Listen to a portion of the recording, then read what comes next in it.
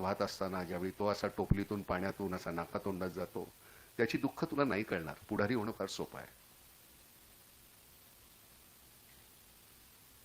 हे ऐकल्यानंतर हा नेमका काय प्रकार आहे हे अनुभवण्यासाठी बाबांनी डोक्यावर घोंगडं घेऊन त्याच्यावर टोपली घेऊन तो मैला वाहत होते. रात्रीचे ते चाललेले असताना, हे वरोऱ्याची गोष्ट आहे,